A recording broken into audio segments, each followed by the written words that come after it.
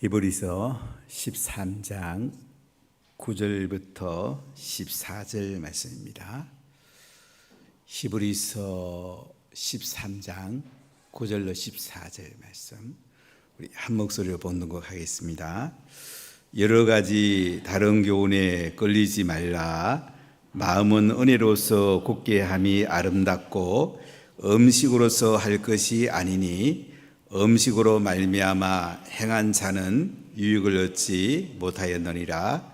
우리에게 제단이 있는데 장막에서 섬기는 자들은 그 제단에서 먹을 권한이 없나니 이는 죄를 위한 짐승의 피는 대상이 가지고 성소에 들어가고 그 육체는 영문 밖에서 불사름이라.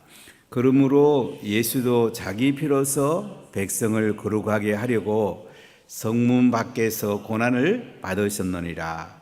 그런즉 우리도 그의 치욕을 짊어지고 영문 밖으로 그에게 나아가자. 우리가 여기에는 영구한 도성이 없으므로 장차 올 것을 찾나니. 아멘. 가장 큰 위기는 편안할 때입니다. 우리가 핍박과 환난이 왔을 때는 긴장하게 되고 하나님 앞에 나가게 됩니다. 지금 대한민국 교회가 참 편안합니다. 너무너무 감사하죠. 그러나 또한 위기 가운데 있다는 사실을 우리가 잘 알아야 됩니다. 지난 수요일 날 중부근육 모임이 있어서 제가 총회 자립개발을 일을 하는데 총회장 될 분하고 여러 종신의 재단 이사들하고 이렇게 여러 목사님들 우리 교단을 이끌어가는 분들 여러 분 만났는데 참 마음이 아팠습니다. 우리 총신이 365명이 정원인데 신대원이 올해 50명 미달했다고 합니다. 계속 100명씩 줄어왔다고 그래요. 그 서류 내는 사람들이. 앞으로 한국교회가 어떻게 될지 마음이 너무 아팠습니다. 우리가 고난 가운데 있을 때는 예수님께 나가고 기도하는데 잘 살고 편안할 때는 회상 속으로 나갈 가능성이 굉장히 많습니다. 우리는 이 땅에 흔들린 나라에 미혹되지 말고 흔들리지 않는 영원한 나라에 내 중심을 맞추고 하나님의 은혜로 살아가는 것이 너무너무 중요합니다. 히브리서 12장 28절을 우리 한번 같이 읽어보겠습니다. 그러므로 우리가 흔들리지 않는 나라를 받았은즉 은혜를 받자. 이로 말미암아 경건함과 두려움으로 하나님을 기쁘시게 섬길지니. 우리가 흔들리지 않는 나라를 받았다. 우리가 가장 중요한 건 뭡니까? 은혜를 받자. 은혜를 받는 게 중요합니다. 내가 먼저 은혜를 받아야 되고 우리 자녀들이 은혜를 받아야 됩니다. 교회에 나오는 새 가족들이 은혜를 받아야 됩니다. 다른 길이 없습니다. 하나님이 부어주는 은혜를 받아야 돼요. 은혜는 하나님의 선물입니다. 우리에게 은혜를 부어주기 위해서 예수님이 십자가에 우리 죄를 짊어지고 별로 죽으셨습니다. 3일 만에 부활하시고 성천하셨다가 하나님 보좌 우편에 앉아 계시다가 다시 오실 것입니다. 항상 이분이 오실 것을 고대하고 우리가 예수님 앞에 은혜를 받는 게 중요합니다. 요새 자녀들 부모말 잘 안 듣습니다. 학교에 교사들이 부모님의 등살에 쉽지 않습니다. 교육이 너무 많이 무너졌습니다. 하나님께 은혜 받는 수밖에 없어요. 이 땅의 나라는 흔들리고 결국 사라집니다. 지금 히브리 기독교인들이 핍박을 받고 있습니다. 그 당시 살던 사람들은 로마라는 나라가 워낙 강대하니까 야, 이 나라는 망하지 않고 흔들리지 않지 않느냐 이런 생각을 할 정도로 로마는 너무나 강했습니다. 그러나 히브리 기자는 멀리 보고 있는 거죠. 로마도 망한다. 로마가 아무리 기독교를 핍박해도 흔들지 않는 나라에 은혜 받은 성도를 이길 수가 없다. 성도들이 로마 정부의 재산을 다 빼앗기고 심지어 생명까지 빼앗기더라도 우리가 은혜를 받고 흔들리지 않는 나라에 중심을 두고 경건하고 두려움으로 하나님을 기쁘시게 섬겨야 된다. 이 말씀을 하고 있습니다. 기독교 역사를 쭉 보면 핍박을 받을 때는 어떻게 견뎌왔습니다. 근데 편안할 때, 우리가 땅에서 살기 좋을 때가 마귀의 공격에 넘어진 경우가 굉장히 많습니다. 이 마귀는 우는 사자와 같이 환난과 핍박을 통해서 공격하기도 하지만은 광명한 천사로 유혹할 때가 많습니다. 세상에 편안함을 주고 세상에 잘되게 하고 자녀들이 앞길이 열리고 부모가 안심하고 얼마나 중요합니까? 우리가 이 땅에 편안할 때에 예수님을 잘 믿는 것 너무너무 소중합니다. 이 땅에 잘 살 때에 은혜를 받고 경건하고 두렵게 살아가는 것, 그래야지 흔들리지 않는 영원한 나라가 우리 속에 경험이 되고 우리가 은혜 가운데 살 수가 있습니다. 히브리서를 읽어보면 바탕이 구약에 많은 바탕을 두고 있어요. 왜냐하면 이 편지를 받는 사람이 히브리 기독교인들이거든요. 그러니까 유대교로 있다가 예수 믿게 된 사람들이에요. 유대교가 얼마나 셉니까? 이슬람을 이길 수 있는 종교가 두 개가 있더라고요. 유대교는 이슬람 이깁니다. 그리고 인도에 가보니까 강성 힌두교가 이슬람을 이기더라고요. 강성 힌두교가 보통 아니더라고요. 지금 인도라는 나라는 모디라는 힌두교, 강성 힌두교의 두목이 총리가 돼갖고 경제를 발전시키고 있습니다. 그런데 힌두교가 기독교와 다른 종교를 굉장히 핍박을 하고 있습니다. 인도에 어떻게 이렇게 계속 교회가 세워지고 부흥이 될까, 이렇게 저는 기도하는 가운데 첫째는 성령의 역사고요, 핍박이 오히려 그들에게 교회 부흥에 미끄럼이 되지 않는 생각을 종종 해봐요. 적당한 핍박은 우리를 하나님께 은혜 받게 하고 세우는데 사실은 필요합니다. 여름만 오면 조금 선선하기를 원하죠. 때로는 우리에게 추위가 필요합니다. 그러나 우리 마음은 대부분 원치 않죠. 아이고, 편안하면 좋은데. 사람은 다 편안하기 원합니다. 그러나 때로는 핍박이 오고 환난이 오더라도 이것을 잘 이겨내는 것이 우리가 은혜를 받는데 큰 역할을 합니다.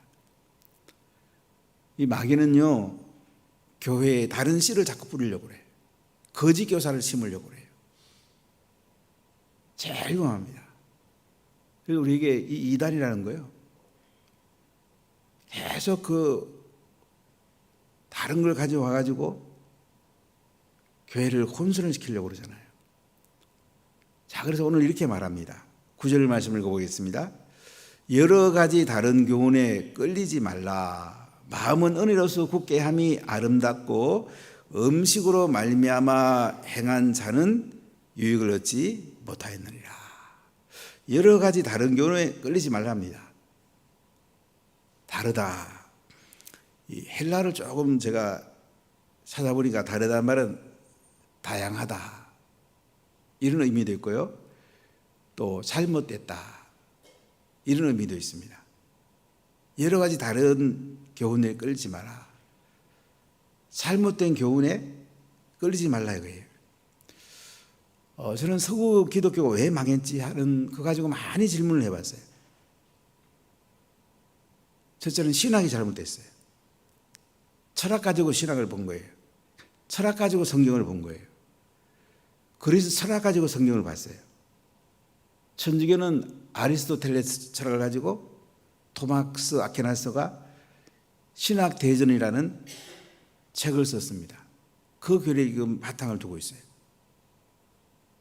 천주교는 아리스토텔레스 철학을 가지고 본 거예요. 렌즈가 잘못된 거예요. 종교 교육자들은 플라톤 철학 가지고 많이 그래도 좀 본 편인데, 사실은 더 중요한 것은 성경을 가지고 봐야 돼요. 서구 기독교는 특히 독일 같은 경우 더 그래요. 철학 가지고 성경을 본 거죠. 성경은 성령으로 봐요. 성령의 눈으로 성경을 봐야지 정확하거든요. 그다음 세속 가치에 서구가 졌습니다. 동성애를 인정하게 됐고, 지난번에 북유럽 쪽에 가보면 화장실 거의 남녀 공용이 대부분이에요. 동성애를 인정하고 유니섹스를 인정하고, 완전히 성을 보는 관점이 공산주의의 그 진지론의 증거예요. 공산주의 이론 가져온 거예요. 우리가 하나님 말씀을요, 어떤 관점에 보는가 굉장히 중요합니다. 창세부터 요한계시록까지 어떤 관점에 보고 있느냐, 특히 구약과 신약의 관계를 어떻게 보느냐 굉장히 중요해요. 구약은 예수님의 눈으로 다시 봐야 돼요.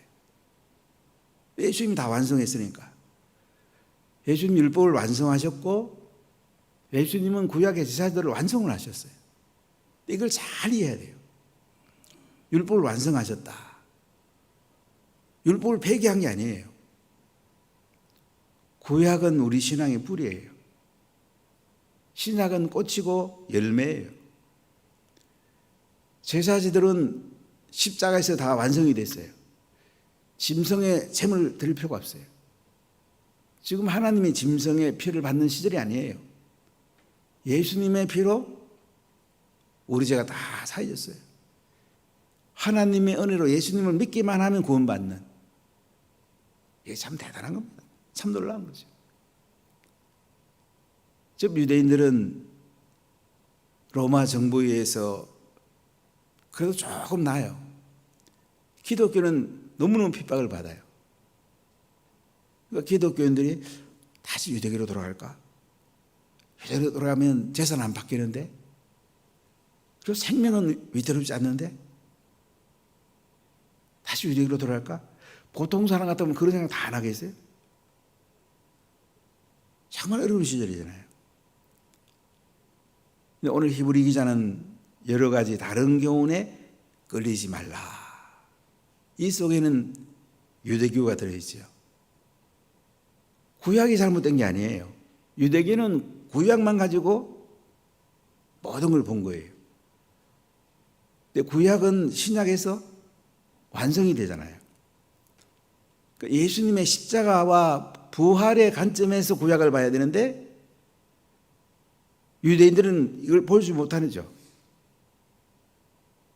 구약 가지고 구약을 본 거예요. 잘못된 교훈이란 말이죠. 여러 가지 잘못된 교훈에 끌리지 말라. 마음은 은혜로서 굳게 함이 아름답고 음식으로서 할 것이 아니니. 우리 마음은 은혜를 받아야 됩니다. 다른 길이 없어요. 하나님 은혜를 부으세요. 예수의 벌로 덮어주세요. 성령을 부으세요. 그것이 우리 기도에 가장 중요한 거예요. 전 늘 기도할 때마다 예수의 벌로 하나님 설을 덮어주시고 우리 온 교회를 예수의 벌로 덮어주세요. 오순절에 임했던 성령의 기름 부음이 성령의 불이 강보리 위에 임하게 해주세요. 성령의 바람이 불게 해주세요. 성령의 기름 부음을 받아야 돼요. 다른 길이 없어요. 마음은 은혜로서 굳게 함이 아름답고 우리 자녀를 살릴 수 있는 것이 하나님 은혜밖에 없습니다. 그래서 학교 교과서가 삐뚤어진 게 너무 많기 때문에 부모가 바로 잡아줘야 돼요. 은혜로서 굳게 함이 아름답다. 우리가 은혜를 받아야 돼요. 12장 28절에도 흔들리지 않는 나라를 받았는데 은혜를 받아야 된다잖아요. 흔들리지 않는 나라를 받았은즉 은혜를 받자. 마음은 은혜로서 굳게 함이 아름답고 음식으로서 할 것이 아니니. 이것은 구약의 정결 예식이나 구약의 음식을 얘기한다고 볼 수가 있습니다.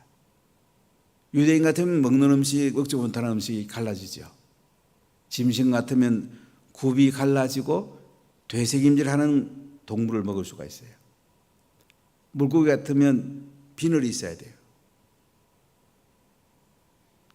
구약에 보면 먹는 음식, 못 먹는 음식이 갈라지죠. 근데 예수님이 십자가의 피로 죽으심으로 음식은 뭐든지 먹을 수가 있어요. 베드로가 기도했을 때에 보자기 위에 부정한 동물들이 쌓여서 내려오죠. 베드로가 먹으라고 그러죠. 하나님이 부정한 것을 사람이 부정하다고 하지 말라는 거예요.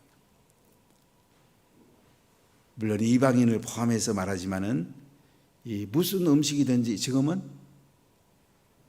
다 먹을 수가 있어요. 그러니까 히브리 기독교인들 가운데 구약으로 지금 돌아가려는 유대교로 돌아가는 사람들, 그럼 음식을 구분하겠죠. 자, 그래서 마음은 은혜로서 굳게 함이 아름답고요, 음식으로서 할 것이 아니란 말이에요. 또 유대인들은 유월절 지킬 때에 4번의 음식을 돌아가며 먹습니다. 우리 성찬식은 3번째 음식 먹는 것을 가지고 예수님이 만드셨는데, 이렇게 유월절 음식 먹는 거 그런 거 너무 중요하게 여기지 말라는 거야. 한번 제가 택시를 탔는데 그 기사가 저보고, 제가 목사라고 그랬더니 전도하려고 그랬더니 자기는 유월절을 지켜야 되지 않느냐.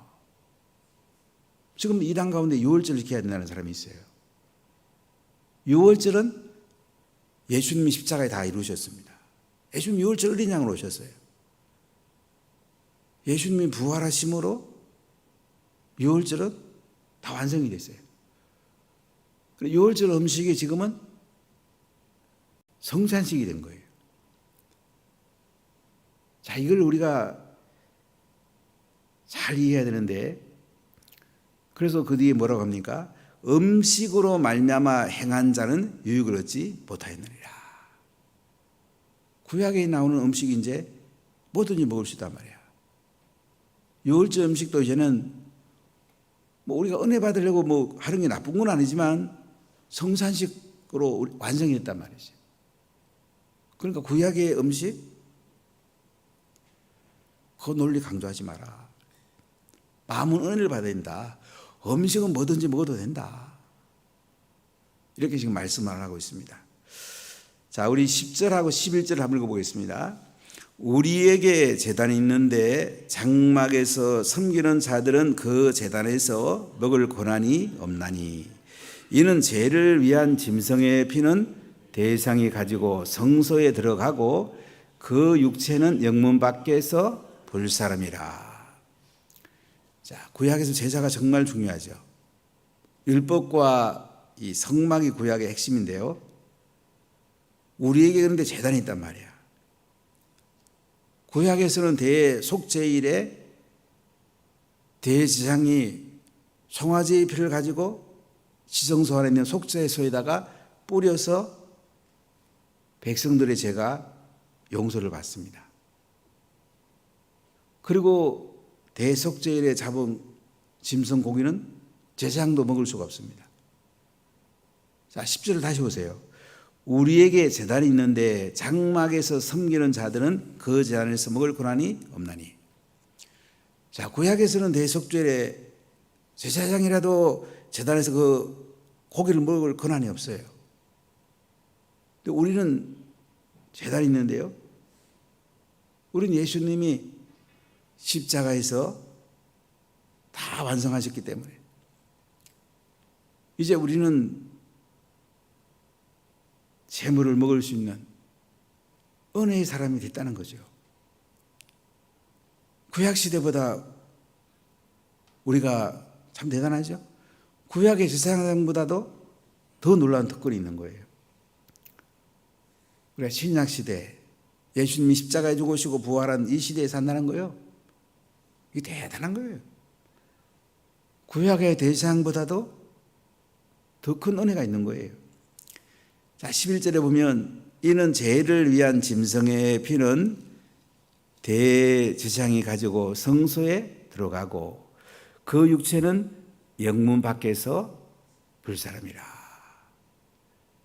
그러니까 구약에서는 대제사장이 피를 가지고 지성소에 들어가고 그 육체는 영문 밖에서 불살하다.